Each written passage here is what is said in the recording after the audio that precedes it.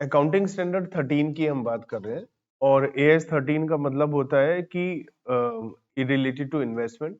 Investment क्या होती है? जो हम रूटीन बिजनेस से अलग इन्वेस्टमेंट करते हैं, पैसा कमाते हैं शेयर्स के थ्रू, डिविडेंड कमाने के लिए, कैपिटल एप्रिसिएशन के लिए, डिवेंचर खरीदते हैं इंटरेस्ट के लिए, या हम बिल्डिंग वगैरह भी खरीद लेते हैं। तो ये अकाउंटिंग स्टैंडर्ड उन सब चीजों से रिलेटेड बात करेगा। Disclosure, measurement, presentation, measure recognition कैसे हम करें। तो अगर हमारे पास shares debenture as a stock in trade है कि अगर हमारा बिजनेस फाइनेंशियल कंपनी है और शेयर्स वगैरह को खरीदने बेचने का है, हम ब्रोकर है, तो वो AS2 में हो जाएगा, क्योंकि वो हमारे पास as a stock in trade होगा, ना कि एज ए इन्वेस्टमेंट। अब हम बात कर रहे हैं कि हम कैसे इसको अकाउंटिंग करें इसकी। तो करंट इन्वेस्टमेंट जो होती है वो लगभग लगभग हमारी स्टॉक की तरह ही रहती है कि कॉस्ट या नेट रियलाइजेबल वैल्यू विचर इज लेस पर ही हम उसे वैल्यू करते हैं, जैसे स्टॉक का वैल्यू। तो करंट इन्वेस्टमेंट होती है जिसको हमने एक साल के अंदर अंदर उससे कम पीरियड के लिए अपने पास में रखा हुआ है, उससे ज्यादा पीरियड के लिए नहीं रखा है। कुछ चीजों पर ये अकाउंटिंग स्टैंडर्ड अप्लाई नहीं होता है, वो बातें हमें जरूर ध्यान रखनी है। जैसे कि इंटरेस्ट, डिविडेंड या रेंटल इनकम को कब हम अपनी बुक्स में मेजर कैसे करें, कब रिकॉग्नाइज करें, कैसे उसके बारे में डिस्क्लोजर होगा, वो सारी रिक्वायरमेंट AS 13 में नहीं है, वो सब AS 9 में है, रिवेन्यू रिकॉग्निशन के ऊपर AS 9। तो अकाउंटिंग स्टैंडर्ड 9 है रिवेन्यू रिकॉग्निशन, क्योंकि इंटरेस्ट जो मिल रहा है, डिविडेंड मिल रहा है, रेंटल मिल रहा है, ये सब रिवेन्यू रिकॉग्निशन से रिलेटेड चीजें हैं, ना कि इन्वेस्टमेंट को अकाउंटिंग करने से रिलेटेड। इसके अलावा ऑपरेटिंग और फाइनेंस लीज ये कवर नहीं होता है, क्योंकि हमारा AS 19 है उसके ऊपर, लीज अकाउंटिंग के ऊपर, इसलिए ऑपरेटिंग और फाइनेंशियल लीज के ऊपर भी ये अकाउंटिंग स्टैंडर्ड अप्लाई नहीं। Investment on retirement benefits and life insurance company पर भी ये अकाउंटिंग स्टैंडर्ड अप्लाई नहीं होता है। Mutual fund, venture capital funds और the related asset management companies, bank, financial institutions, उन सब पर भी अप्लाई नहीं होता है, क्योंकि उन सब के लिए अलग ही ट्रीटमेंट हो जाता है अकाउंटिंग। अब क्वेश्चन नंबर 1 हमसे बोला जा रहा है कि एक बैंक है और उसने अपनी इन्वेस्टमेंट को क्लासिफाई करा 3 कैटेगरी में, held to maturity, available for sale and held for trading. जो बैंकिंग कंपनी होती है उनका ऑडिट तो आपके कोर्स में है, ऑडिट के सब्जेक्ट में, बट उसकी अकाउंटिंग पहले थी, अब आपके कोर्स में नहीं है, क्योंकि मैंने उसको पहले था कोर्स में और हमने वैसे भी अकाउंटिंग कर रखी है, ऑडिट भी बैंक का कर रखा है।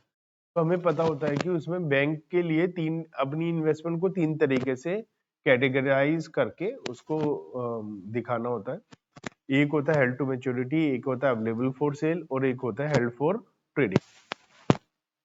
तो लिखा है हेल्ड टू मैच्योरिटी को हमने कॉस्ट माइनस एमोटाइज्ड अमाउंट पर कर रखा है वैल्यू, अवेलेबल फॉर सेल को मार्केट प्राइस पर कर रखा है और ट्रेडिंग को हमने cost of market value whichever is less पर इस तरीके से कर रखा है। कोई डेप्रिसिएशन नहीं है, कोई और नेट ऑफ डेप्रिसिएशन है। अगर कोई भी डेप्रिसिएशन वगैरह था तो नेट डेप्रिसिएशन है, if any is charge to revenue. और जो एप्रिसिएशन था, मतलब असेट की वैल्यू जो बड़ी थी इन्वेस्टमेंट की, उसे हमने इग्नोर कर दिया है। तो लिखा comment whether the policy of bank is in accordance with AS 13 और नॉट। तो हमसे पूछा जा रहा है एग्जाम में, मान लिया आप एग्जाम में आया और आपने कहा ये सब ठीक है क्योंकि ऐसे ही करना चाहिए, और ये सब, तो आपके 0 नंबर आ जाएंगे, क्योंकि आपको ये लिखना है कि अकाउंटिंग स्टैंडर्ड 13 बैंक के ऊपर अप्लाई नहीं होता, ये बैंक के ऊपर अप्लाई ही नहीं होता। तो जब बैंक के ऊपर अप्लाई नहीं होता तो AS 13 से रिलेटेड कोई भी बातें बैंकिंग असेट पर, इन्वेस्टमेंट पर अप्लाई नहीं होंगी। तो ये सब कंफ्यूज करने के लिए बोल रखा है। अब हमारे पास इस अकाउंटिंग स्टैंडर्ड में कुछ डेफिनेशन या टर्म्स यूज होंगी, उसके बारे में हम बात कर लेते हैं। जैसे इन्वेस्टमेंट, तो इन्वेस्टमेंट क्या होता है? देखिए, इन्वेस्टमेंट होता है जो बिजनेस की बजाय कहीं और इन्वेस्टमेंट करते हैं हम, और उसके लिए मेन हमारा purpose interest income, dividend income rental income या कैपिटल एप्रिसिएशन होता है। तो इन्वेस्टमेंट जो एंटरप्राइज के पास है अर्निंग डिविडेंड इंटरेस्ट रेंटल या कैपिटल एप्रिसिएशन के लिए होता है, और कोई और अदर बेनिफिट के लिए होता है, और वो हमारी इन्वेस्टमेंट होती है। लेकिन स्टॉक इन ट्रेड अगर है तो उसे इन्वेस्टमेंट हम नहीं बोलते। ठीक है, जैसे मान लिया आप और आप बिल्डिंग खरीद के किराए पे देते हैं तो वो इन्वेस्टमेंट है। लेकिन अगर आप प्रॉपर्टी डीलर है और आपके पास जो बिल्डिंग है वो स्टॉक इन ट्रेड है क्योंकि आप बिल्डिंग को खरीदने बेचने का काम करते हैं, तो फिर वो इन्वेस्टमेंट नहीं, फिर वो आपके लिए क्या है, गुड्स। फेयर वैल्यू क्या होता है? Fair value is the amount for which an asset could be exchange between knowledgeable building buyer और आर्म्स लेंथ ट्रांजैक्शन। मतलब इसका मतलब ये होता है कोई दो अननोन पर्सन जब आपस में कोई डीलिंग करते हैं तो इस price unknown person fair value नहीं होगी। कई बार हम कम ज्यादा पैसा ले लेते हैं जान पहचान वाले से, कम लेते हैं ज्यादातर, लेकिन कभी कभी ज्यादा भी ले लेते हैं। दूसरे को लगता है शर्मा शर्मी में वो कुछ कहेगा नहीं, और जो बेच रहा वो नालायक होता है, वो ज्यादा पैसा चाहता है। ऐसा भी कई बार हो जाता है। ठीक है, कई बार कुछ अप्रोप्रिएट सर्कमस्टेंसेस में मार्केट वैल्यू या नेट रियलाइज्ड वैल्यू हमें फेयर वैल्यू के बारे में थोड़ा सा एविडेंस दे देती है। मार्केट वैल्यू क्या बोलते हैं? जिसको हम अगर मार्केट में बेचेंगे तो जो नेट ऑफ एक्सपेंस हमें मिलेगा उसे हम क्या बोलेंगे? Market value. इन्वेस्टमेंट प्रॉपर्टी हम किसे बोलेंगे? इन्वेस्टमेंट तो हम उसे बोल देंगे शेयर्स डिबेंचर को, और इन्वेस्टमेंट प्रॉपर्टी हम बोल देंगे लैंड एंड बिल्डिंग, लैंड और बिल्डिंग जो हमने यूज करने के लिए ना रखकर उसको किराए पे देने के लिए या उसकी कैपिटल वैल्यू अप्रिशिएट होने के लिए हम वेट कर रहे हैं, तो उसे हम क्या बोलते हैं? इन्वेस्टमेंट प्रॉपर्टी, मतलब बिल्डिंग वगैरह। अगर हमने उसको बिजनेस के लिए यूज नहीं कर रहे हैं और हमने उसे रखा है या तो कैपिटल एप्रिसिएशन के लिए या रेंटल इनकम के लिए या और किसी पर्पस के लिए, लेकिन हम उसे बिजनेस में यूज नहीं कर रहे हैं, तो उसे हम क्या बोल देंगे? Investment property. Classification of investment दो टाइप की है, long term and current investment. Current investment वो है जो जनरली हम एक साल से कम पीरियड के लिए अपने पास में रखते हैं, और ये हम कब सोचते हैं? जिस समय हम खरीद रहे होते हैं उस समय हमारा क्या दिमाग और मूड क्या कह रहा है। हो सकता है इसको हम 2-3 साल के लिए रख लें, लेकिन जिस साल खरीदा उस साल हमारा मूड क्या है, हम एक साल के अंदर अंदर इसे बेचने वाले हैं, तो इसे करंट इन्वेस्टमेंट में ही शो किया। फिर अगले साल भी अगर हमने नहीं बेचा है और तो फिर हम इसे लॉन्ग टर्म में डाल सकते हैं। बट यहाँ पर क्या है? A current investment is an investment that is by its nature readily realizable and is intended to be held for not more than 1 year from the date on which such investment is made. The intention to hold for not more than 1 year is to be judged at the time of purchase of. उस समय हमें देखना होता है। Long term investment वो होती है जो करंट इन्वेस्टमेंट नहीं होती है, मतलब एक साल से ज्यादा पीरियड के लिए आपने इसको अपने पास में रखा हुआ है ना? और हमें थोड़ा कोशिश करनी चाहिए जितनी भी इन्वेस्टमेंट है उसको हम इन 4 कैटेगरी में दिखाएं। गवर्नमेंट वगैरह, गवर्नमेंट सिक्योरिटी में कितना पैसा इन्वेस्ट कर रखा है हमने, शेयर डिबेंचर या बॉन्ड में कितना पैसा इन्वेस्ट कर रखा है, इन्वेस्टमेंट प्रॉपर्टी में कितना पैसा इन्वेस्ट कर रखा है, इसके अलावा अदर कोई और है तो उसमें कितना पैसा इन्वेस्ट किया हुआ है। अब हमारे पास एक बहुत ही ज्यादा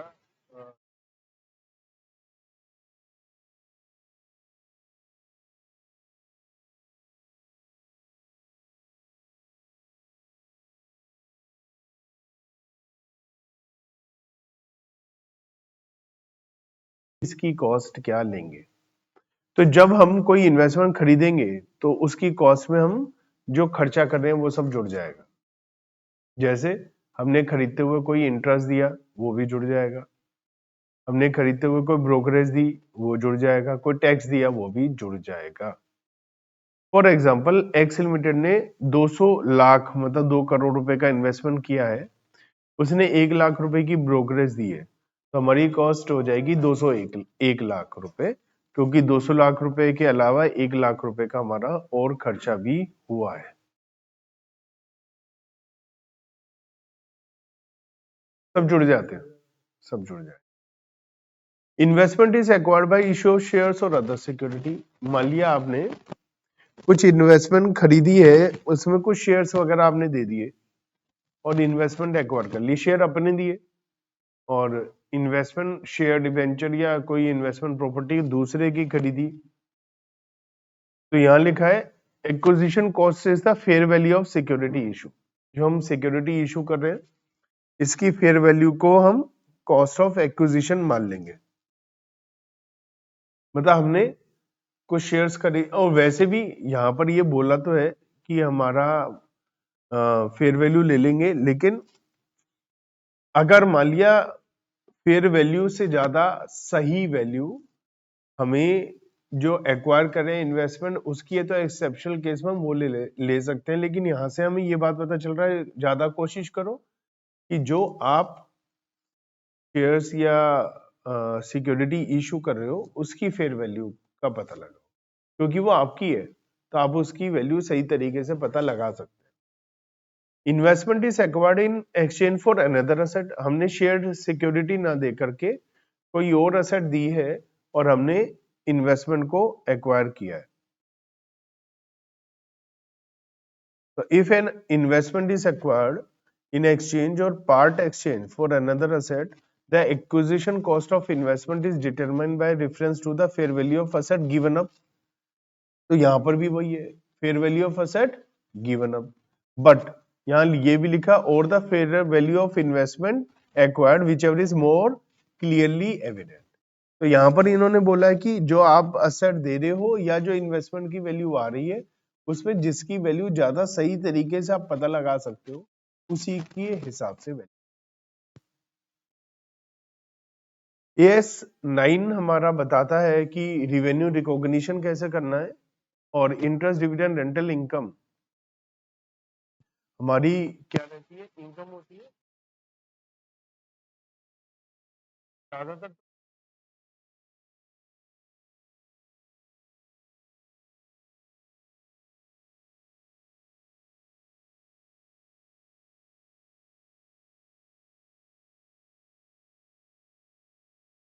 आपको राइट इशू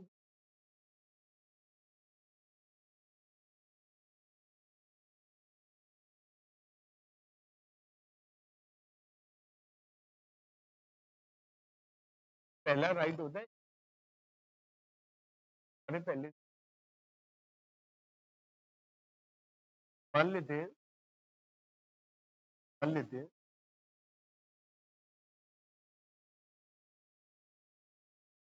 राइट इशू, तो आपको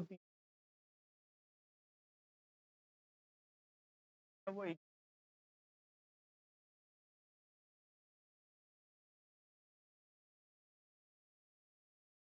राइट इशू सपोज हो, तो उस वजह से क्या हुआ, हमारा शेयर का प्राइस एकदम से बढ़ गया।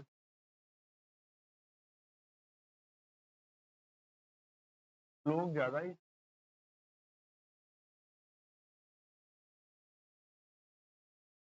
आप अगर 100 रुपया आपका राइट इशू वाला एलिमेंट, जैसे राइट इशू होंगे वैसे ही इसका प्राइस घट जाएगा। ऐसे ही क्या होता है, मान लिया आपने डिवेंचर के केस में, जो डिवेंचर्स होते हैं तो आपको पता है फिक्स्ड रेट से इंटरेस्ट मिलता है, फिक्स्ड, तो फिक्स्ड आपको जनरली अगर हमारा ई अप्रैल, जनरली इसकी रेट होती है 1 साल भर।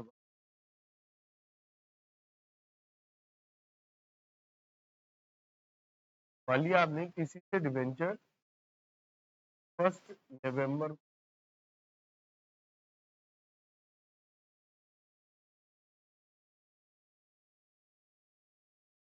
मान लिया सर ए के पास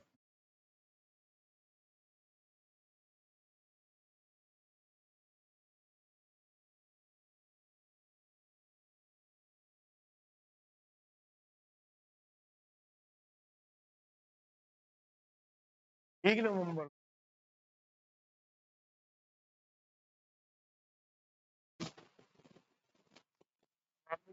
हो सकता है 31 किसको मिलेगा, मार्च को इंटरेस्ट कैसे मिलेगा मिस्टर ए को एक सभी को 5 महीने।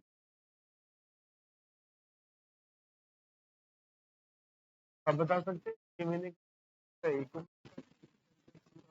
बी को मिलेगा या 1 महीने का इंटरेस्ट मिस्टर ए को और 5 महीने का इंटरेस्ट मिस्टर बी को बता सकता है।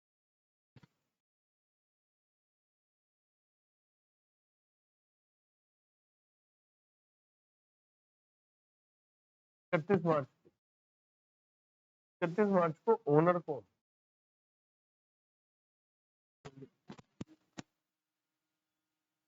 अगर आप मिस्टर बी हैं और आपने मिस्टर ए से डिवेंचर खरीद लिए तो जो कंपनी है उसके रिकॉर्ड में भी आपका नाम आ गया, तो 31 मार्च को 5 महीने बाद कंपनी ए को क्यों देगी इंटरेस्ट, और ए को अगर इंटरेस्ट मिलेगा तो ए आपको को क्यों देगा। अरे आप जानते थोड़ी ना, आप तो ऑनलाइन खरीदते हैं शेयर मार्केट, इधर उधर ट्रेडिंग दुनिया पता नहीं कब कितने किससे खरीद रहे हैं बेच रहे हैं, तो उसे थोड़ी ना देखा जाएगा। तो सही जवाब ये है कि 31 मार्च को 6 महीने का इंटरेस्ट मिस्टर बी को मिलेगा, क्योंकि 31 मार्च को ओनर कौन है, मिस्टर बी। अब ये बात ए को पता है 1 नवंबर को और बी को भी पता है। जब 1 नवंबर को ए बी को ये शेयर डिवेंचर बेचेगा तो उस समय ए और बी दोनों को पता है कि अगर बी के पास ये 5 महीने और रहेंगे तो 31 मार्च को बी 6 महीने का इंटरेस्ट लेगा कंपनी से, जबकि उसका तो बनता 5 महीने का है, उसमें 1 महीने का इंटरेस्ट किसका है, ए का। अब ये ए 5 महीने रुकेगा नहीं उसके लिए, क्योंकि बाद में कौन किसको जानता है। तो आज 1 नवंबर को ही मिस्टर ए मिस्टर बी से 1 महीने का इंटरेस्ट ले ले,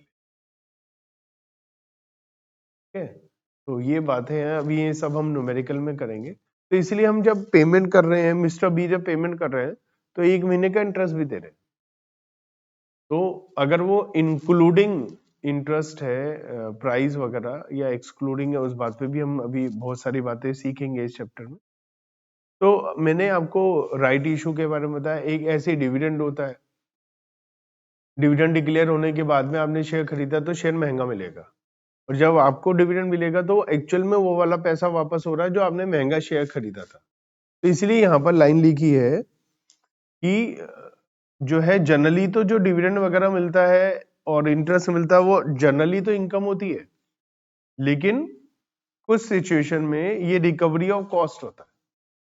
जैसे डिविडेंड डिक्लेयर करा, शेयर का प्राइस बढ़ गया, आपने खरीद लिया, अब डिविडेंड मिला तो शेयर का प्राइस कम हो गया, तो जो डिविडेंड मिला वो इनकम P&L में ना जा करके हम अपनी इन्वेस्टमेंट की कॉस्ट को रिड्यूस करेंगे, क्योंकि पहले महंगी इन्वेस्टमेंट खरीद रखी है आपने। तो वो सारी बातें अभी हम क्वेश्चन के थ्रू भी समझने वाले हैं, ठीक है।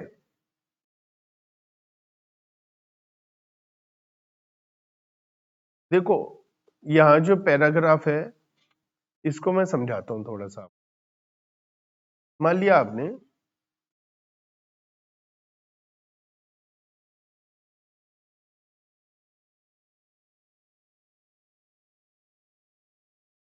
एक जून को शेयर्स खरीदे, मान लिया ये ईयर है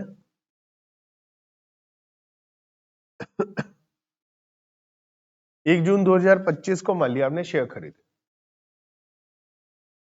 अच्छा मुझे बस ये बताओ, अगर कंपनी का प्रॉफिट होता है बढ़ता है तो शेयर का प्राइस बढ़ेगा कम होगा,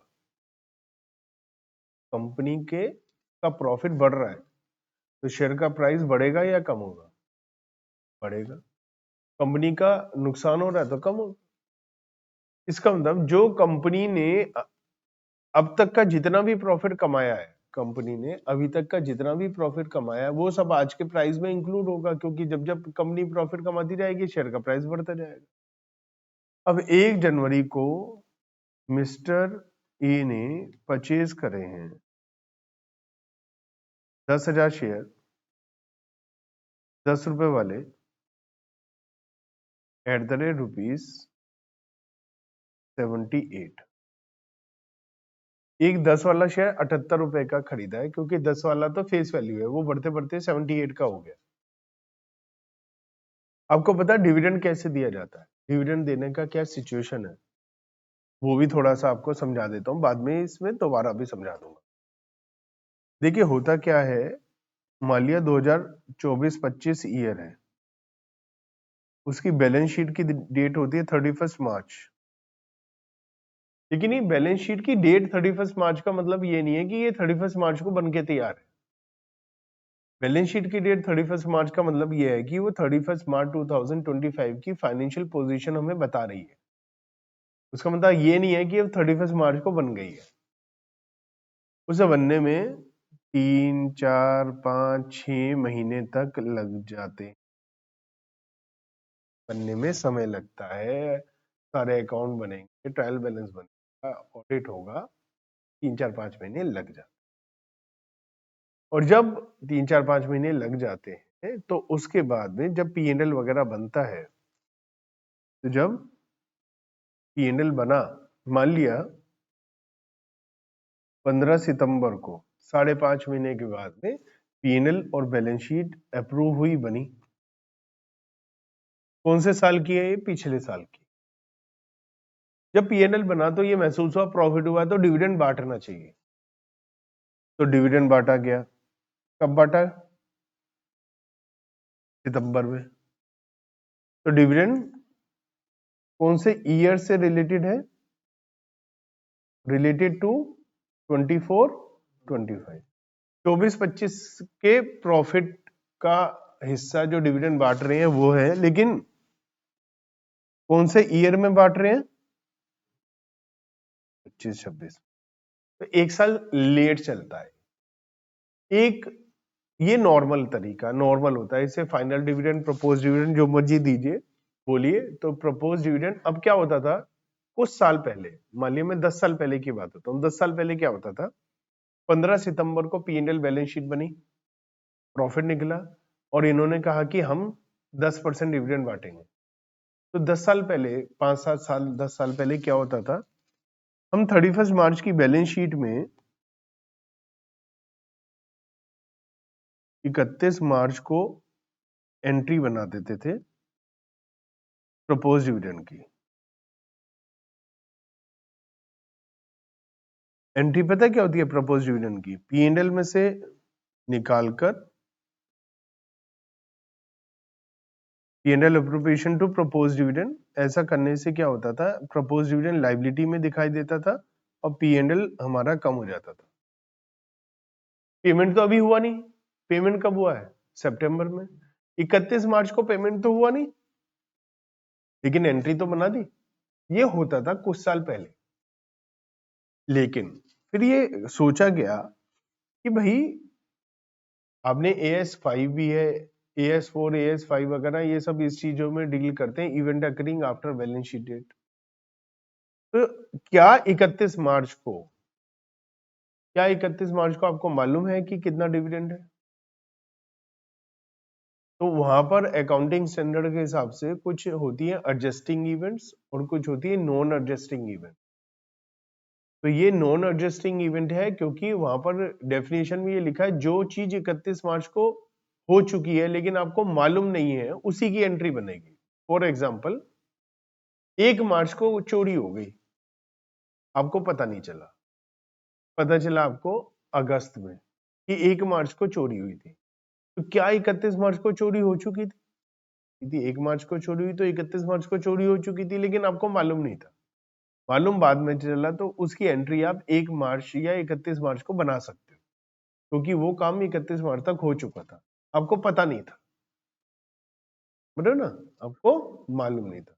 जैसे 31 मार्च तक का इलेक्ट्रिसिटी बिल अप्रैल में आता है, लेकिन 31 मार्च तक आप बिजली फूक चुके हो, यूज कर चुके हो, टेलीफोन बिल ये सब आप इस्तेमाल कर चुके हो, आपको पता है कि बिल आएगा, लेकिन बिल एग्जैक्ट नहीं कितना मालूम नहीं है, तो हम अंदाजा बनाकर प्रोविजन बना देते, तो वो भी एडजस्टिंग इवेंट है। बाद में हमारा बिल आया तो पता चला क्या है।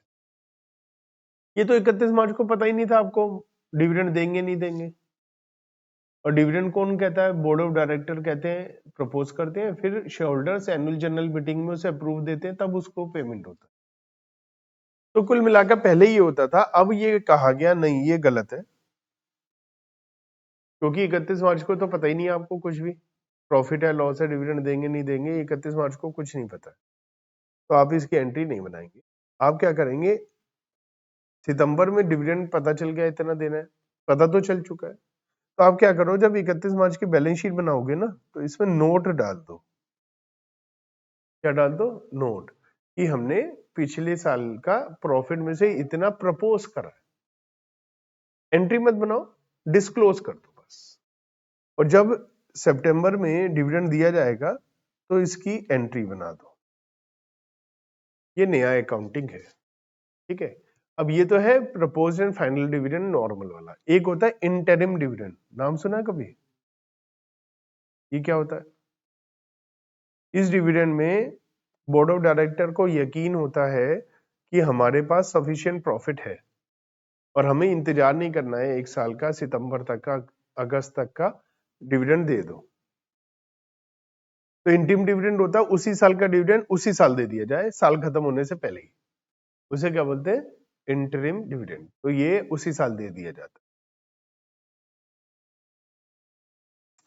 है। देखो ऐसा होता है, बहुत कम चांस होता है कि डायरेक्टर अपने रिस्क पर शेयर डिविडेंड दे रहे हैं और लॉस हो रहा है, तो उन्हें यकीन है, मान लिया जनवरी फरवरी चल रहा है, उन्हें पता है कि हमें इतना अच्छा खासा प्रॉफिट है, और अगर किसी वजह से इस साल लॉस भी हो गया तो पुराना बैकअप भी प्रॉफिट पिछले सालों का हमारे पास काफी है, तो डिविडेंड देने में कोई दिक्कत नहीं होगी, और वो भी एक लिमिट तक ही दे सकते हैं, ऐसा नहीं अनलिमिटेड डिविडेंड दे दे। तो इंटीम डिविडेंड उन्होंने दे दिया, तो ये उसी साल का डिविडेंड उसी साल दे दिया। ये तो डिविडेंड की पूरी कहानी थी। अब मैं आपको इस कहानी के बाद वो बताता हूँ जो मैं एक्चुअल में समझाना चाह रहा था आपको, और वो ये था, ये कि मैंने शेयर्स खरीदे हैं 1 जून को 2025 को, 10 वाला शेयर 78 में खरीदा है। अब 20 अगस्त को मुझे डिविडेंड मिला 2024-25 का, उनकी बैलेंस शीट बनी होगी, उनको पता चला होगा, उन्होंने डिविडेंड मुझे दिया। अब ये डिविडेंड जो मिला ये मुझे 2024-25 का मिला, जिस समय मेरे पास शेयर ही नहीं थे। मैंने शेयर ही कब खरीदे हैं? 2025 जून में। और ये डिविडेंड कौन सा है? पिछले साल के प्रॉफिट का। अब पिछले साल के प्रॉफिट की वजह से मेरा शेयर का प्राइस बढ़ गया होगा या नहीं? तो 78 के अंदर मेरा ये डिविडेंड का अमाउंट भी है जो मैंने पेमेंट खरीदा, महंगा शेयर खरीदा, क्योंकि पिछले साल का डिविडेंड मुझे मिल रहा है। तो ये जो डिविडेंड होगा ये प्री पीरियड का होगा या नहीं?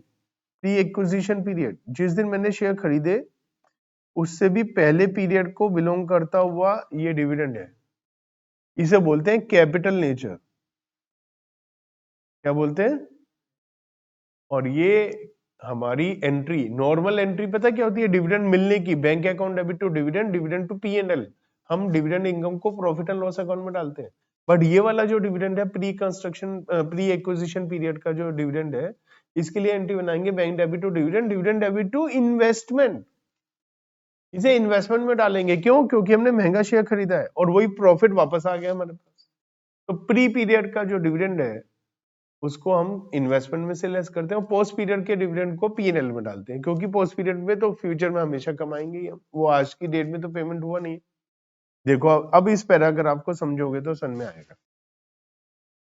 ये पैराग्राफ कह रहा है फॉर एग्जाम्पल कि हमारी जो प्राइस है हम पेमेंट कर चुके हैं, और जो हमारे को बाद में इंटरेस्ट मिल रहा है प्री एक्विजिशन पीरियड का मिल रहा है, तो जो प्री एक्विजिशन पीरियड का इंटरेस्ट है वो कॉस्ट से लेस होगा, और जो पोस्ट पीरियड का है वो P&L में जाएगा। देखो यहां भी यही लिखा है,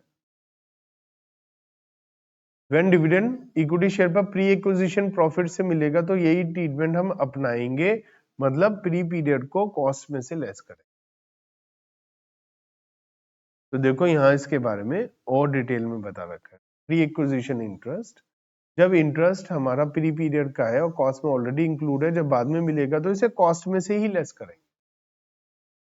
तो इंपॉर्टेंट है, बहुत इंपॉर्टेंट बात है कि जो प्री पीरियड का जो इंटरेस्ट है उसके लिए हमारी एंट्री क्या होती है, bank account debit to investment. Effectively ये एंट्री बन जाती है क्योंकि हम उसे P&L में न डाल के कहां डालते हैं, इन्वेस्टमेंट। चाहे डिविडेंड हो चाहे इंटरेस्ट हो, प्री पीरियड का तो कहां जाएगा। अब राइट इशू के बारे में बात करते हैं। राइट इशू के बारे में मैंने आपको बताया था कि जो राइट के बारे में और बहुत सारी बातें होती है, और भी बहुत सारी बातें होती है, उसके बारे में भी हम डिटेल में समझते हैं। देखो इसके बारे में हम क्या क्या सीखने वाले हैं राइट के बारे में। ये हम इनकम टैक्स में भी बहुत काम आता है जब हम कैपिटल गेन के बारे में पढ़ते हैं। देखो राइट होता क्या है, जब भी कंपनी अपने नया शेयर इशू करती है, ऑलरेडी पहले से कंपनी के शेयर्स हैं, अब कंपनी दोबारा से शेयर्स इशू कर रही है। तो जब कंपनी दोबारा से शेयर इशू करती है तो जो एग्जिस्टिंग शेयर होल्डर है उनको कहती है पहले आपको खरीदने हैं तो खरीद लो। तो जो हमारे एग्जिस्टिंग शेयर होल्डर्स होते हैं उनका राइट होता है कि पहले वो शेयर खरीदेंगे। तो मान लिया आपके पास शेयर्स हैं किसी कंपनी के, और आप उस कंपनी के शेयर्स ऑलरेडी हैं और वो कंपनी दोबारा से नए शेयर्स इशू कर रही है। तो आपको पहले कहेगी कंपनी आपको शेयर खरीदने हैं तो खरीद लो, तो आपका राइट है। और जो शेयर राइट इशू होता है वो नॉर्मल प्राइस से सस्ता शेयर दिया जाता है, ठीक है। तो मान लिया आपके पास 2000 शेयर है। कितने शेयर है आपके पास, 2000, और शेयर का प्राइस कितना है, 500। आज मार्केट प्राइस क्या है, 500। मान लेते हैं कंपनी ने 2000 शेयर है आपके पास और आपको एक के बदले में एक, मतलब आपसे कहा 2000 शेयर और खरीदना चाहते हो तो आप खरीद लो, 500 वाला शेयर 300 में मिलेगा, ठीक है। 500 वाला शेयर कितने में, तो अगर आपने शेयर खरीद लिए तो ये भी नॉर्मल इन्वेस्टमेंट की तरह होगा और ये राइट शेयर होगा, लेकिन उससे कोई फर्क नहीं पड़ता, वो अकाउंटिंग वैसी होगी। लेकिन एक काम और हो सकता है, मान लिया आप ये कहें कि मेरे पास पैसे नहीं है या मेरा मन नहीं है, और आप अपने दोस्त से कहें कि तुम खरीद लो। आपका दोस्त कहेगा मेरे पास शेयर है ही नहीं, मेरे पास राइट ही नहीं है, राइट तो आपके पास है। तो राइट को बेचा जा सकता है। ये शेयर किसके पास है, मिस्टर ए के पास। उसने अपने दोस्त मिस्टर बी से कहा आप ये शेयर खरीद लो, 500 वाला 300 में मिल रहा है, खरीद लो, 200 रुपए का फायदा हो जाएगा आप। तो उसने कहा ला भाई राइट मुझे दे दे, मैं खरीद लेता हूँ। तो मिस्टर ए ने कहा एक काम कर, 50 रुपए दे दे मुझे पर शेयर। भाई 200 रुपए का फायदा हो रहा है ना तेरा, 50 मुझे दे दे, 150 का तू फायदा उठा ले। हो सकता है 100 रुपए ले ले, 100 का तू फायदा उठा ले। हो सकता है क्या 150 मुझे दे, 50 रुपए तेरा बैठा बिठाए फायदा हो रहा है, कुछ भी हो सकता है। तो जो पैसे मिस्टर ए ले रहा है मिस्टर बी से अपना राइट बेचने के लिए, उसे बोलते हैं सेल ऑफ राइट। क्या बोलते हैं उसे, सेल ऑफ राइट। तो राइट शेयर के बारे में क्या क्या लिखा है पढ़े। राइट जब ऑफर हुआ और आपने अगर खरीद लिया तो नॉर्मल आपकी कॉस्ट में जुड़ जाएगा, वो तो कोई बात ही नहीं है। अगर आपने खरीद लिया तो इन्वेस्टमेंट डेबिट टू बैंक कर देंगे, नॉर्मल है, कोई दिक्कत नहीं है। If right are not subscribe for, लेकिन अगर आपने राइट को शेयर को नहीं खरीदा but are sold in the market, आपने बेच दिया right, the sale proceed are taken into P&L account. तो ये कर रखा है कि अगर आपने अपने राइट को बेच दिया 50 रुपए में, मैंने एग्जांपल बताया था, तो जो पैसा मिलेगा वो कहां जाएगा, P&L अकाउंट। ये इन्होंने बता दिया कहां जाएगा, ये बात क्लियर है। हाउ एवर, ये एक और बहुत इंपॉर्टेंट बात है, where the investment are acquired cum right price. मैंने बताया था ना 500 वाला शेयर है, कंपनी ने राइट इशू करा, 500 वाला शेयर 600 में हो गया, मान लिया हमने 600 में खरीद लिया। अब आपने 500 वाला शेयर 600 में खरीदा तो उसे बोलते हैं कम राइट प्राइस। कम राइट मतलब आपने शेयर खरीद, देखो कंपनी ने ऑफर किया, जिसके पास शेयर है उसको एक के बदले में एक शेयर और खरीद सकता है 500 वाला 300। अब ये सुन के जितने भी शेयर होल्डर हैं उनके मजे आ गए, क्योंकि उनको 500 वाला शेयर 300 में मिलेगा। जिसके पास इस कंपनी का शेयर नहीं है वो चाहेगा ना मैं भी खरीद लूं इस कंपनी का शेयर, मुझे भी फायदा हो जाए। तो लोग खरीदने वाले आ जाएंगे ज्यादा, डिमांड ज्यादा बढ़ेगी, तो बेचेगा क्यों कोई? क्यों बेचेगा कोई शेयर? कहेगा हम तो नहीं बेचेंगे, हमें फायदा मिले। लेकिन कोई कहे 500 वाला शेयर है 550 ले लो 600 ले लो, तो आप कहोगे चलो सेल ऑफ राइट 50 मान लेते हैं, तो महंगा हो जाएगा ना शेयर। तो ऐसे ही आपने 500 वाला 600 में खरीद लिया, अब आपको राइट मिल गया, तो अब आपने राइट बेच दिया मान लिया, तो जो राइट का पैसा आ रहा है वो खरीदते हुए दिया तो था आपने अपनी, तो शेयर महंगा खरीदा था ना, अभी वही पैसा वापस आ रहा है। तो उस सिचुएशन में 500 वाला शेयर 600 में खरीदा और 50 रुपए जो राइट का बेचा वो तो डाल दिया पीएनएल में, और 500 वाला शेयर इन्वेस्टमेंट के नाम से 600 में दिख रहा है, और राइट इशू के बाद वापस 500 400 का हो जाएगा। तो इसीलिए ना हो, तो इसीलिए ध्यान से पढ़ो क्या लिखा, बहुत ध्यान से पढ़ो। However, where the investment are acquired on come right basis, आपने जब इन्वेस्टमेंट खरीदे हैं, शेयर खरीदे हैं, तो राइट अनाउंस हो चुका है, तो आपने खरीदे हैं कम राइट बेसिस पर। तो market value of the investment immediately after their becoming x right is lower than the cost. तो आपने 500 वाला शेयर कितने में खरीदा? 600 में, लेकिन जैसे राइट होगा ना ये 600 से कम हो जाएगा, क्योंकि राइट हो गया। तो लिखा है कि जैसे ही राइट अनाउंस होगा immediately after their becoming x right, ये लोअर हो जाएगा कॉस्ट से, जितने में खरीदा था उससे कम में हो जाएगा। तो it may be appropriate to apply the sale proceed of right to reduce the carrying amount of such investment to the market value. तो ये क्या कह रहे हैं, बहुत इंपॉर्टेंट बात है।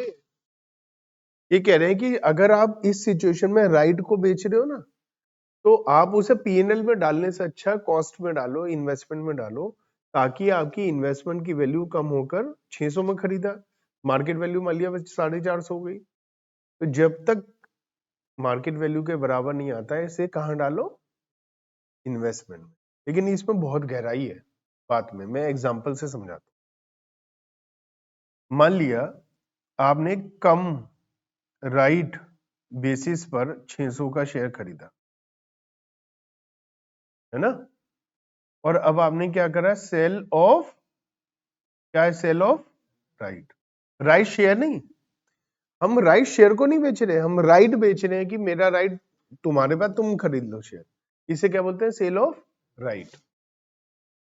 मान लिया मैंने 50 रुपए का राइट बेच दिया, और ये कम राइट प्राइस है, एक्स राइट प्राइस मतलब राइट के बाद जो प्राइस हो गया शेयर का वो हो गया 540, और मुझे कितने मिले? 50 रुपए। मेरी इन्वेस्टमेंट की कॉस्ट कितनी है? 600। तो मुझे ये 50 रुपए पीएनएल में न डालकर मुझे अपनी इन्वेस्टमेंट में डालने चाहिए, और इन्वेस्टमेंट को 600 से घटाकर 550 कर लेना चाहिए। यहीं पर अगर मेरा एक्स राइट प्राइस 560 हो, अब ध्यान से समझना, एक्स रेट क्या है? 560। तो यहां से मैं 50 रुपए इन्वेस्टमेंट में डालूंगा तो इन्वेस्टमेंट की वैल्यू कितनी हो जाएगी? 550। तो ये 550 नहीं करनी, 560 से कम नहीं करनी। तो मुझे क्या करना है? मुझे 40 रुपए इन्वेस्टमेंट में डालने और 10 रुपए पीएनएल में। अब ध्यान से दोबारा पढ़ो क्या लिखा, यहां ध्यान से पढ़ो दोबारा क्या लिखा। यहां लिखा है it may be appropriate to apply sale produce or right to reduce the carrying amount such investment to the market value। Investment की मार्केट वैल्यू कम करके, इन्वेस्टमेंट की वैल्यू कम करके मार्केट वैल्यू तक कम करने के लिए ये ज्यादा अप्रोप्रिएट है कि हम इन्वेस्टमेंट में डालें, लेकिन उससे भी ज्यादा तो पीएनएल में डालो ना। ये बहुत ही ज्यादा इंपॉर्टेंट, तो ये ध्यान देना है इस बात पर बहुत ही ज्यादा। तो कॉस्ट ऑफ इन्वेस्टमेंट में क्या ऐड होगा, कितने में खरीदा है, acquisition charges, fair value of the security issue, fair value of asset given up, वो सारी चीजें ऐड होंगी। अब लेस क्या होगा, लेस होने में हमने बोला था ना प्री पीरियड का इंटरेस्ट या डिविडेंड मिलेगा तो लेस होगा। तो देखो क्या लिखा है, प्री पीरियड का इंटरेस्ट, प्री पीरियड का डिविडेंड और राइट। लेकिन इतनी सारी बात क्या लिखी है यहाँ, ये लिखा राइट तभी माइनस होगा जब हमने कम राइट प्राइस पे शेयर खरीदे हैं और शेयर का प्राइस कम हुआ है, और आप उतना ही कम करना जितना कि उसका प्राइस वहां तक हो। एक्सेप्शनल केस क्या हो सकता है, आपने कम राइट प्राइस कितने में खरीदा, 600 में, और एक्स राइट प्राइस कितना हो गया, 610। एक्सेप्शनल केस बता रहा हूं, प्राइस बढ़ते जा रहे थे 610, तो अब तो प्राइस कम ही नहीं हुआ। तो अब आप राइट को बेचेंगे तो वो इन्वेस्टमेंट में डाल ही नहीं सकते, क्योंकि इन्वेस्टमेंट की वैल्यू तो कम ही नहीं हुई, पीएनएल में ही डालना पड़ेगा। समझ रहे हो मैं क्या कह रहा हूं, ये पूरी कहानी यहां समझाने की कोशिश करें। क्लियर हो गया। अब वैल्यूएशन बैलेंस शीट पे क्या करें, बैलेंस शीट भाई एक बार आपने खरीद ली, उसमें कॉस्ट ऐड कर दिए, बाद में कुछ हो गया, अब आई balance sheet date. Balance sheet पे कौन सी वैल्यू पर आप उस असेट को दिखाएं, कैरिंग अमाउंट ऑफ इन्वेस्टमेंट। तो आपको दो कैटेगरी में थी ना हमारे पास, कौन कौन सी, एक तो करंट इन्वेस्टमेंट और एक, तो जो करंट इन्वेस्टमेंट है उसको आप, करंट असेट है ना, करंट इन्वेस्टमेंट क्या होती है, करंट एसेट। इन्वेंट्री मतलब स्टॉक भी तो करंट एसेट होता है, तो इन्वेंट्री को भी किस पे दिखाते हो, कॉस्ट और net realisable value whichever is less, इसे भी वही करेंगे, लोअर ऑफ कॉस्ट और फेयर वैल्यू। ठीक है, लेकिन याद है आपने जो है AS10 में भी पढ़ा था कि हमारे पास दो मॉडल है, कॉस्ट मॉडल, रिवैल्यूएशन मॉडल। मान लिया हमने वैल्यूएशन करी उस दिन, तो वैल्यूएशन फिर ओवरऑल बेसिस पे करेंगे, मतलब सारी की सारी इन्वेस्टमेंट की वैल्यूएशन करेंगे, फिर उस हिसाब से लिखेंगे। ठीक है, लॉन्ग टर्म में हम क्या करते हैं, लॉन्ग टर्म में जनरली कॉस्ट पर ही दिखाते हैं, तो कंपेयर नहीं करते।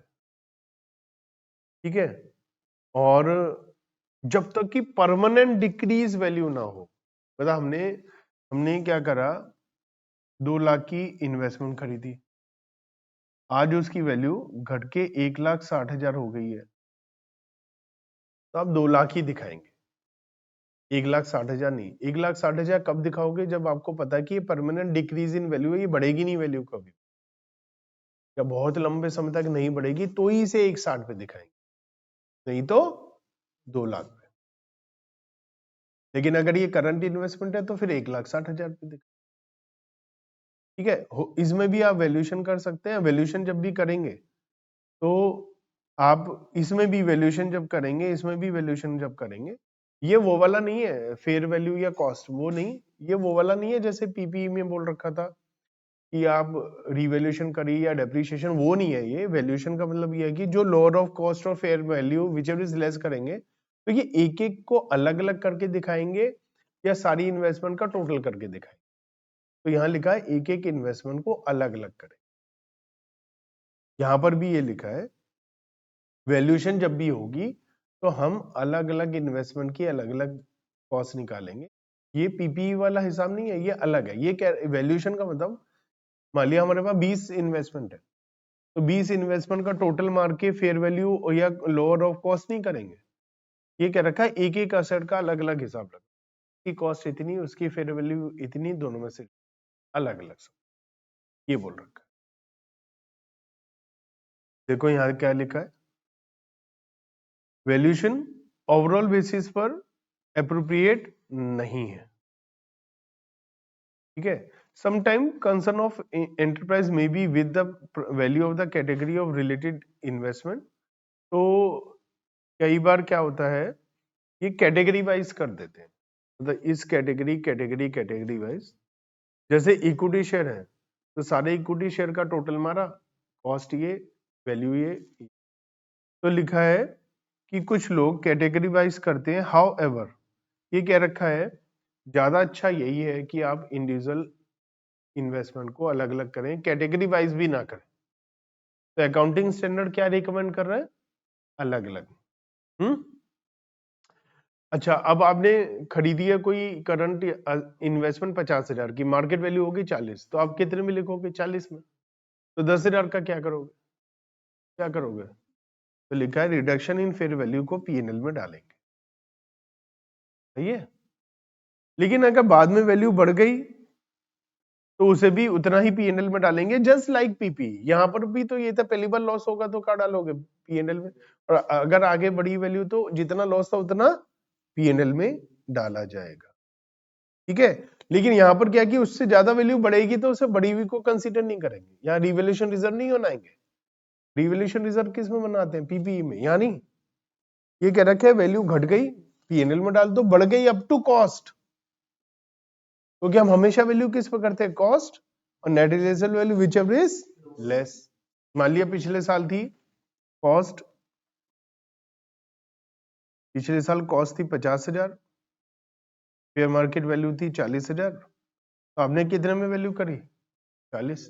अगले साल कॉस्ट तो 50 ही रहेगी, अगले साल फेयर मार्केट वैल्यू 60 हो गई, तो किस पे वैल्यू करोगे, 50 पे। तो फिर लेकिन बुक में वैल्यू तो 40 है, तो 10,000 बढ़ाओगे तो कहां डालोगे, पीएनएल पे। बस 50 से ऊपर करोगे ही नहीं, ये बोल रखा। ये बात भी समझ में आती है। लेकिन एक और इंपॉर्टेंट बात है कि अगर लॉन्ग टर्म इन्वेस्टमेंट है, और क्या लिखा है, लॉन्ग टर्म इन्वेस्टमेंट के लिए decline other than temporary. Decline मतलब decrease in value, other than temporary मतलब परमानेंट डिक्रीज इन वैल्यू है, तो फिर इन्हें क्या करना चाहिए, company in which investment is made is making cash operating losses which has resulted in reduction, मतलब एग्जांपल बता रखा है, लॉस हो रहा है कंपनी को, शेयर का प्राइस कम हो गया, तो ये तो परमानेंट डिक्रीज है क्योंकि लगातार लॉस हो रहा है, आप उसे कम कर देंगे, लॉन्ग टर्म इन्वेस्टमेंट को भी कम कर देंगे।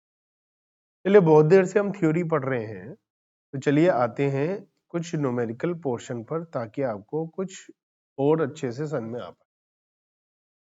एक अनकोटेड, कोटेड मतलब शेयर मार्केट में कोट होती है तो प्राइस उसका रेगुलर बेसिस में हमें पता चलता रहेगा, अनकोटेड है तो इतना आराम से पता नहीं चलेगा। तो अनकोटेड लॉन्ग टर्म इन्वेस्टमेंट है और हमारी बुक में वैल्यू उसकी क्या है, 2 लाख। कंपनी अनलिस्टेड है और उनके जो बुक्स ऑफ अकाउंट में आया तो लॉस हुआ लगातार, और अब हमें लग रहा है कि 20,000 से ज्यादा नहीं मिलेंगे हमें। हमारी बुक में कितने की है, 2 लाख, मिलेंगे कितने, 20,000 बस। तो ये परमानेंट है ना, लॉस हो रहा है, तो परमानेंट डिक्लाइन है, तो हमें क्या करना है, 1,80,000 रुपए का नुकसान पीएनएल में डालना है और बुक में इसे 20,000 पे दिखाना है। आती है बात, तो आप लिख देंगे अकाउंटिंग स्टैंडर्ड 13 के हिसाब से करंट इन्वेस्टमेंट को हम दिखाते हैं cost of fair value which is less, और लॉन्ग टर्म इन्वेस्टमेंट को दिखाते हैं cost per, but in case of permanent reduction in value हम उसे रिड्यूस वैल्यू कर सकते हैं, और जो डिफरेंस होता है उसे पीएनएल में डाल। इस सिचुएशन में लॉसेस की वजह से हो रहा परमानेंट डिक्रीज इन वैल्यू है, 20,000 रुपए वैल्यू करने के लिए 1,80,000 रुपए घटाने पड़ेंगे, जो हमें पीएनएल में डालने पड़ेंगे, पूरी रामकहानी लिख देना, ठीक है। इलस्ट्रेशन नंबर 2, एक्स लिमिटेड के पास में इन्वेस्टमेंट है 600 लाख रुपए की, ठीक है। 600 लाख रुपए, 6 करोड़ रुपए लगाए उन्होंने वाई कंपनी के शेयर में, जिसमें 50% लॉन्ग टर्म है, बाकी टेम्परेरी। हमने सोचा आधा तो लंबे समय रखेंगे, आधा ऐसी बेच देंगे जब चाहिए। ईयर एंड पर इसकी वैल्यू 200 लाख रह गई, क्योंकि एक कॉपीराइट का केस चल रहा था, वो हार गए। ये तो परमानेंट डिक्रीज है वैल्यू, है ना, और ये टेम्परेरी नेचर में नहीं है। तो हमें क्या करना चाहिए, परमानेंट डिक्लाइन है तो चाहे करंट हो चाहे नॉन करंट हो सभी को ही कम करना पड़ेगा, तो सभी की वैल्यू कम करनी पड़ेगी। 50% है हमारे पास लॉन्ग टर्म और 50% है शॉर्ट टर्म, लेकिन यहाँ दोनों को ही हमें कम करना पड़ेगा। तो यहाँ लिखा है 600 लाख में से 50% लॉन्ग टर्म है, 50% शॉर्ट टर्म है ना। और हमारे पास केवल 3 महीने के लिए रही। AS3 13 कहता है कि जब हमने खरीदा उस समय सोचना है कि लॉन्ग टर्म के लिए या शॉर्ट टर्म। ये जो सिचुएशन है इसके अंदर हमारी वैल्यू 200 लाख रह गई है बस 600 में से। इन 200 में से 100 क्या है लॉन्ग टर्म, 100 क्या है शॉर्ट। तो हमें इस पर क्या कह रखा, करंट को तो लोअर और कॉस्ट ऑफ फेयर वैल्यू उस पर ही कम करते, तो करंट की तो कोई टेंशन ही नहीं है, वो तो 100 पे आ ही जाएगा, है ना। 300 वाला 100 में, तो 200 रुपए कहां जाएंगे, P&L में। इसके अलावा जो लॉन्ग टर्म इन्वेस्टमेंट है वो भी हम कॉस्ट पे दिखाते हैं यूजुअली। यूजुअली किस पे दिखाते हैं, कॉस्ट। लेकिन अगर डिक्लाइन अदर देन टेम्परेरी है तो उसे भी हम कम कर देते हैं। कॉपीराइट हमारा जाना एक ऐसी बात है जिससे कि नुकसान लंबे समय के लिए रहेगा, तो इन्हें भी रिड्यूस करना चाहिए लॉन्ग टर्म इन्वेस्टमेंट को, और उसको भी 100 लाख पे दिखाना चाहिए, और उस पे भी 200 लाख का डिफरेंस कहाँ डालना चाहिए, P&L। पसंद में आई? ऐसी प्रेजेंटेशन करेंगे तभी नंबर मिलेंगे। बात तो सारी पता है आपको, लिखने का तरीका थोड़ा सा सुधार। क्वेश्चन नंबर 2, बी लिमिटेड ने कुछ इन्वेस्टमेंट कर रखी है करंट में, और हमें बताना है कि ईयर एंड पे क्या आएगा। तो हमें अलग अलग करना है ना सबको। तो पहली है 10 लाख 9 लाख, क्या करोगे। दूसरी 3 लाख 320, तीसरी तो 480 ही है, चौथी 710, है ना। ये तो टोटल है, तो टोटल मिलाकर 2490 की बजाय क्या हो जाएगा, 23,90,000। तो 1 लाख का जो नुकसान हुआ उसे कहाँ ट्रांसफर करेंगे, P&L। क्लियर है, कोई कंफ्यूजन या डाउट इसमें। इन्वेस्टमेंट प्रॉपर्टीज, इन्वेस्टमेंट प्रॉपर्टी किसे बोलते हैं हम लोग, जब हम कोई बिल्डिंग खरीदते हैं तो उसे क्या बोलते हैं, अगर हमने उसे खुद यूज करने के लिए ना खरीद कर किराए पे देने के लिए, कैपिटल एप्रिसिएशन के लिए खरीदा है तो, ठीक है। अगर बिल्डिंग के लिए, बिजनेस के लिए खरीदा है तो फिर तो AS10 में क्या हो जाएगा, an investment property land and building के लिए है, और वो हमारी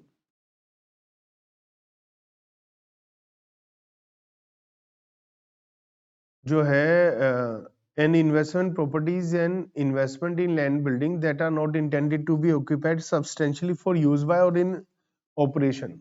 हम ना तो उसको ऑपरेशन के लिए यूज कर रहे हैं, ना ही हम उसको यूज खुद कर रहे हैं। And investment properties accounted for in accordance with cost model as per the AS10। AS10 में जो कॉस्ट मॉडल था उसके हिसाब से हम कर, तो the cost of in share of cooperative society or a company the holding of which is directly related to right to hold the investment property is added to the carrying amount of the investment।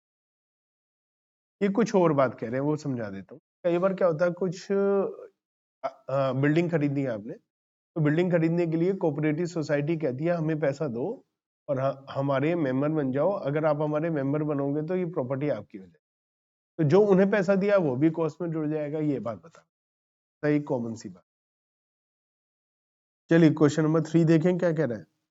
इन्होंने 10 लाख रुपए invest किए हैं, 1 lakh share खरीदे हैं D limited के 10 रुपए के हिसाब से। दोनों कंपनी सेम मैनेजमेंट में है।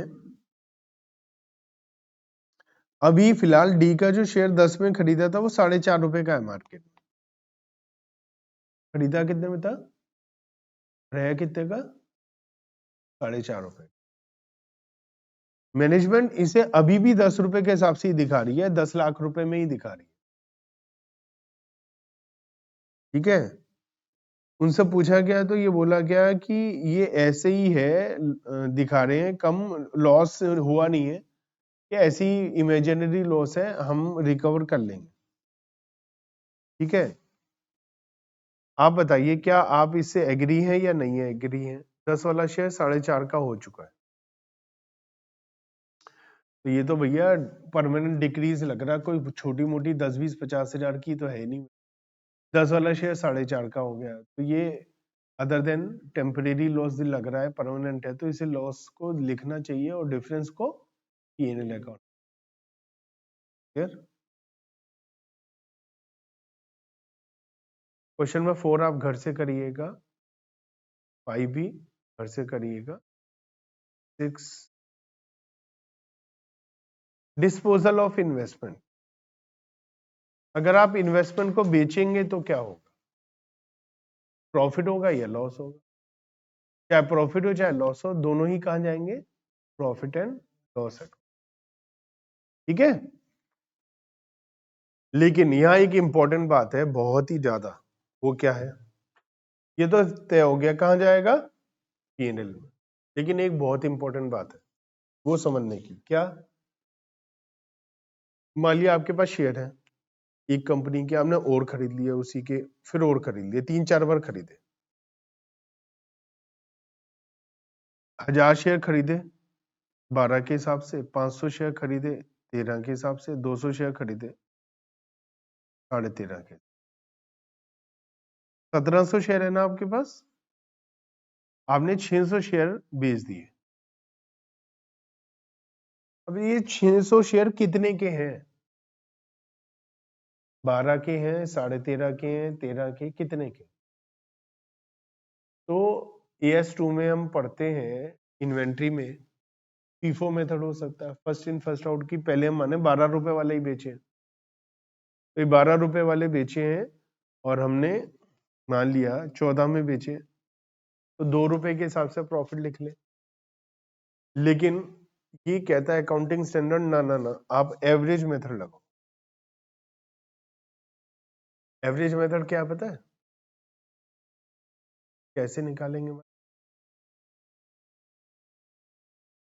गलत जाओ, आपने अनवेटेड निकाला, वेटेड एवरेज निकाला। कि 1000 शेयर 12 के हैं तो 12,000 के ये शेयर हो गए, 500 शेयर 13 के हैं ना, तो 6,500 रुपए के ये हो गए, और 200 शेयर तो 2700 के ये हो गए। इन सब का टोटल करके 1700 से डिवाइड किया जाएगा, फिर एक एवरेज प्राइस है। आपने ये ना इग्नोर कर दिया क्वांटिटी को, आपने केवल वैल्यू का एवरेज रेट का निकाल लिया, लेकिन क्वांटिटी भी तो मैटर करती है। तो एवरेज कौन सा निकालेंगे? Weighted average. इस बात का ध्यान रखना। ठीक है? अगर आपके पास स्टॉक इन ट्रेड है तो स्टॉक इन ट्रेड में तो फीफो मेथड, एवरेज मेथड वगैरह चलता है, लेकिन ये क्या है? AS13 इन्वेस्टमेंट पर, यहां कौन सा चलेगा? Weighted average. ठीक है, कौन सा चलेगा? Weighted average. ये क्वेश्चन थोड़ा सा समझा रहा हूं आपको, इसे आप घर से करिएगा। ठीक है, देखो के लिमिटेड ने 5000 शेयर खरीदे हैं 80 रुपए के हिसाब से, जैसा अभी अभी मैंने इमेजिनरी वैल्यू लेकर बताया था ना, वैसे ही है। 5000 शेयर खरीदे 80 के हिसाब से और 3% की ब्रोकरेज दी, तो ब्रोकरेज भी हमारी कॉस्ट में जुड़ जाएगी। तो 80 में 3% जोड़ देंगे, 2 रुपए 40 पैसे, तो 82.4 के हिसाब से 5000 शेयर हमारे पड़ेंगे। ये बात समझ में आ गई? 5000 इंटू 82.4, देखो क्या आ रहा है? क्या यही आ रहा है? यही आ रहा है क्या? अब आगे लिखा है 3000 शेयर एल लिमिटेड के ही इन्होंने फिर से खरीदे 90 के हिसाब से, ब्रोकरेज भी वैसे ही है पहले की तरह, तो और ऐड हो गया, ब्रोकरेज भी 3% ऐड कर दी।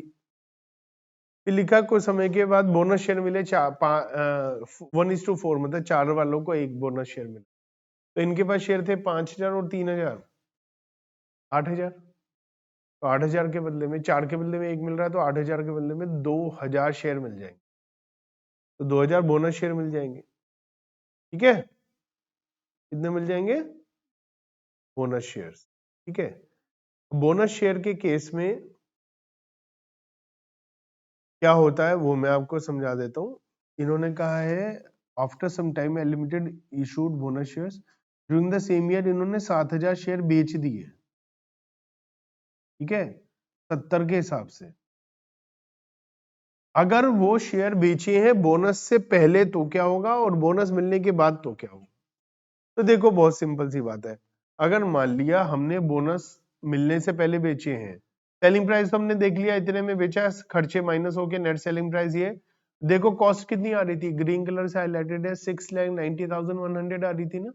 कितने शेयर है? 8,000, क्योंकि बोनस शेयर मिले नहीं है अभी। तो 6,90,000 100, एवरेज मेथड यही तो है, total amount divide by total units, तो वेटेड एवरेज आ जाएगा। ये रेट आ गया, कितना आ गया देखो, 6,90,100 डिवाइड बाय 8,000,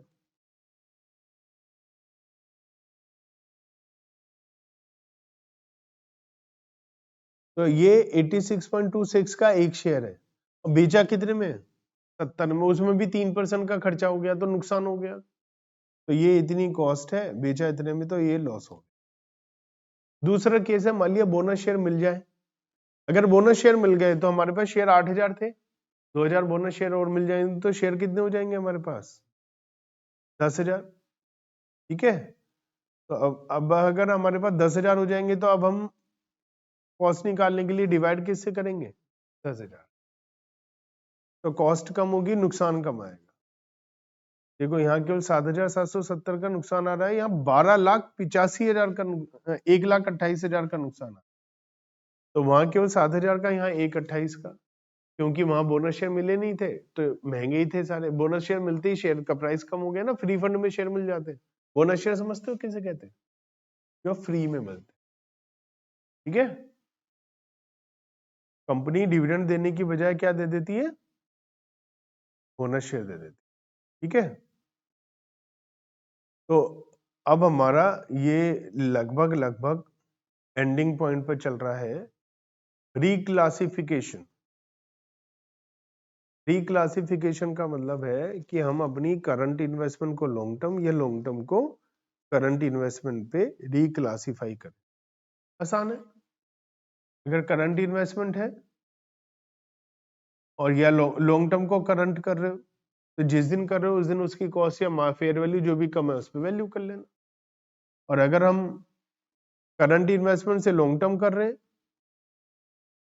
तो ये भी यही करना है कि आप जिस दिन कर रहे हो वो कॉस्ट मान लो, आगे जा करके उस हिसाब से उसकी तो परमानेंट वैल्यू सेम ही रहती है, ठीक है। इलस्ट्रेशन नंबर 3 है इसके ऊपर, इसे आप आराम से देखिएगा घर जाकर। ये हम सब कुछ पढ़ चुके हैं, शॉर्टकट दे रखा है, अगेन कैसे होता है पूरा उसका। डिस्क्लोजर रिक्वायरमेंट और देख लेते हैं, क्योंकि यही हमारा टॉपिक बचा है बस इस अकाउंटिंग स्टैंडर्ड में। तो जो इन्वेस्टमेंट है वो तो असेट साइड में दिखाई देती है। करंट इन्वेस्टमेंट है तो करंट में, लॉन्ग टर्म है तो नॉन करंट इन्वेस्टमेंट है प्रॉपर्टी प्लांट एंड इक्विपमेंट के अंदर। और इंटरेस्ट कहाँ जाएगा? पीएनएल में। डिविडेंड कहाँ जाएगा? पीएनएल में। तो कितना डिविडेंड पीएनएल में गया है, कितना आपने इन्वेस्टमेंट में डाला है, वो सब बताएंगे। उसके ऊपर आपको क्या करना है, अकाउंटिंग पॉलिसी बतानी है कि आप कैरिंग अमाउंट इन्वेस्टमेंट की कैसे निकालते हो, cost of fair value whichever is less पर, या कैसे, वो सब बताना है आपको। आपको बताना पीएनएल के अंदर क्या क्या डाला आपने, कितना इंटरेस्ट डाला है, कितना डिविडेंड है, कितना रेंटल इनकम डाली है, उस पर टैक्स कितना है, सब बताना है आपको। अगर आप इन्वेस्टमेंट बेचेंगे तो उस पर कितना प्रॉफिट लॉस है वो बताना है। करंट इन्वेस्टमेंट का अलग और लॉन्ग टर्म इन्वेस्टमेंट का अलग, प्रॉफिट लॉस कितना है अलग से बताना है आपको, डिस्क्लोज करना है, ठीक है। अगर कोई इन्वेस्टमेंट है और उसे बेचने की मनाही है तो वो भी आपको बताना है। कई बार क्या होता है, एम्प्लॉय स्टॉक ऑप्शन में हमने कंपनी, हम एम्प्लॉय हैं, एम्प्लॉय भी हैं, कुछ हमारे पास कंपनी ने शेयर दे दी है सस्ते या फ्री में, तो वो 3 साल या 5 साल का लॉक इन पीरियड होता है, उसे बेच नहीं सकते, तो वो सब बताना पड़ता है। कोटेड इन्वेस्टमेंट कितनी है, अनकोटेड इन्वेस्टमेंट कितनी है, दोनों को अलग अलग बताना पड़ेगा आपको, ठीक है। और कोई गवर्नमेंट के थ्रू कोई क्लासिफिकेशन या डिस्क्लोजर की रिक्वायरमेंट है वो बताना पड़ेगा। आपको क्लासिफाई करना पड़ेगा इन्वेस्टमेंट। मैंने कहा था हो सके तो कितनी गवर्नमेंट सिक्योरिटी, कितने शेयर्स हैं, कितने डिबेंचर्स हैं, और ये सब कुछ भी बताना। अब जो इसके न्यूमेरिकल पोर्शंस हैं वो हम नेक्स्ट क्लास में पढ़ेंगे। ये सब जो क्वेश्चंस है ना, ये सब आधे आधे घंटे, 15 मिनट, आधा घंटा, घंटे का एक एक क्वेश्चन, या ऐसा नहीं है 2 मिनट या 5 मिनट, ये आपसे होंगे भी नहीं ऐसे। तो हम इन सबको नेक्स्ट क्लास से करना शुरू करें। आज मैंने मेनली थ्योरी वाला पोर्शन कंप्लीट करा है। नेक्स्ट क्लास से मैं न्यूमेरिकल पोर्शन शुरू करूंगा, इवन दो ये तो 5-7 क्वेश्चन है। मैं आपको पूरा चैप्टर एक, देखिए इन्वेस्टमेंट पर अलग है आपके असाइनमेंट में, और वो हम अलग से चैप्टर करेंगे इन्वेस्ट। जो हमारा दूसरा वाला असाइनमेंट है ना, इंडेक्स में देखिए 2 पार्ट हैं, पार्ट 1 और पार्ट 2। तो पार्ट 2 में इन्वेस्टमेंट है या नहीं, तो वो हम करेंगे, ठीक है ना।